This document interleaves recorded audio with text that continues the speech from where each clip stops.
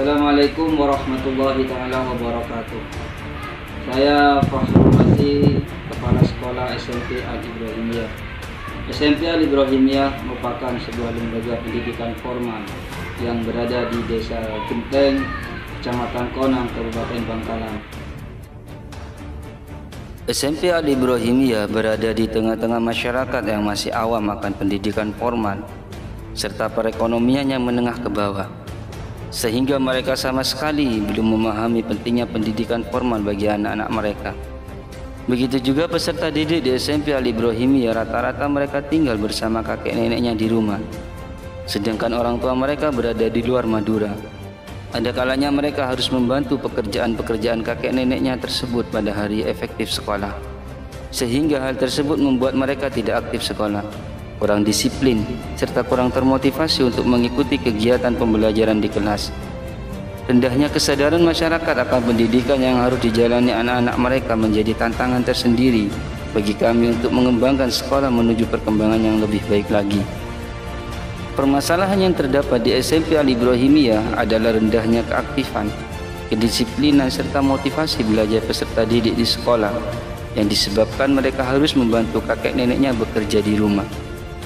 Melalui rencana pengembangan sekolah tahun 2020, saya mengambil langkah inisiatif, yaitu menjalin komunikasi yang baik antara sekolah dengan orang tua atau wali peserta didik melalui perantara beberapa tokoh masyarakat, serta menggerakkan beberapa tokoh masyarakat tersebut diharapkan bisa meningkatkan kedisiplinan dan motivasi belajar peserta didik di sekolah. Setidaknya ada beberapa indikator keberhasilan dari solusi yang akan kami lakukan tersebut. 1. Peserta didik datang tepat waktu di sekolah. 2. Peserta didik datang ke sekolah dengan seragam dan peralatan belajar lengkap seperti buku tulis, buku paket, berdasi, tas, dan lain sebagainya. 3. Berkurangnya peserta didik yang izin dengan alasan bantu orang tua. 4. Sudah tidak ada lagi peserta didik bolos sekolah. 5. Suasana pembelajaran di dalam kelas aktif. 6. Banyaknya peserta didik yang bertanya dan berdiskusi dengan guru mengenai materi yang diajarkan.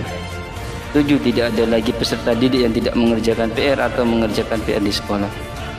Untuk mewujudkan tujuan tersebut yang telah menyiapkan langkah-langkah pelaksanaan, yaitu perencanaan, pelaksanaan, monitoring dan evaluasi, refleksi, serta tidak lanjut. Dalam kegiatan pelaksanaan, kepala sekolah membuat rencana pelaksanaan pengembangan sekolah yang meliputi tujuan, indikator keberhasilan, program kegiatan, langkah-langkah kegiatan, sumber daya, dan student well-being. Selain itu, kepala sekolah juga membuat anggaran kegiatan, instrumen monitoring dan evaluasi, serta jadwal kegiatan.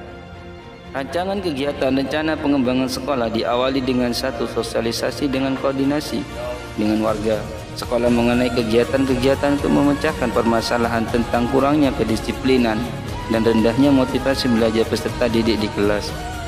Setelah itu dilanjutkan pada evaluasi pembelajaran kelas dan evaluasi kedisiplinan dan kehadiran peserta didik sekolah.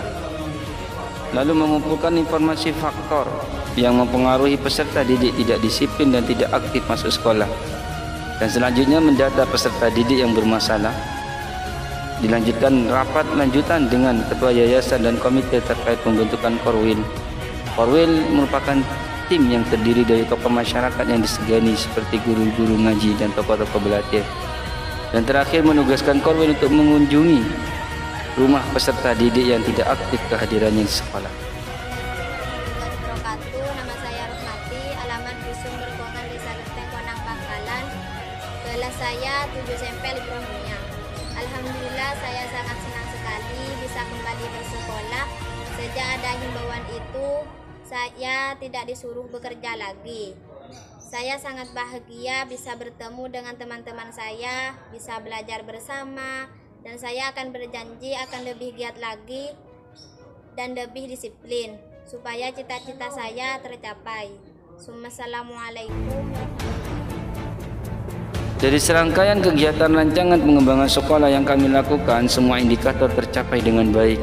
Dan hasil dari monitoring kami atas keterlaksanaan program ini adalah sebagai berikut. 92% peserta didik kami sudah aktif dan disiplin di sekolah. 98% peserta didik aktif mengikuti kegiatan pembelajaran di sekolah. 90% peserta didik sudah aktif komunikatif dalam pembelajaran di kelas. 90% sudah mengerjakan PR di rumah. 90% orang tua atau wali peserta didik sudah bisa merasakan pentingnya pendidikan formal bagi anak-anak mereka. Dari uraian di atas kami bisa menarik kesimpulan.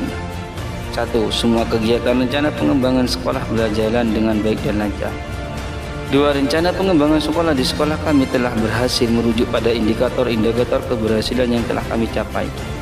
3. Orang tua atau wali murid akan membuka diri terhadap lembaga pendidikan formal jika lembaga tersebut bisa menjalin komunikasi baik dengan mereka.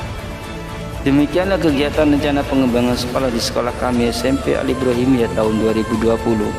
Semoga selalu mendapatkan ridho dari Allah Subhanahu wa taala dan bermanfaat terutama pada sekolah kami sendiri dan umumnya kepada seluruh lembaga pendidikan yang ada di Indonesia. Akhiran, wassalamualaikum warahmatullahi taala wabarakatuh.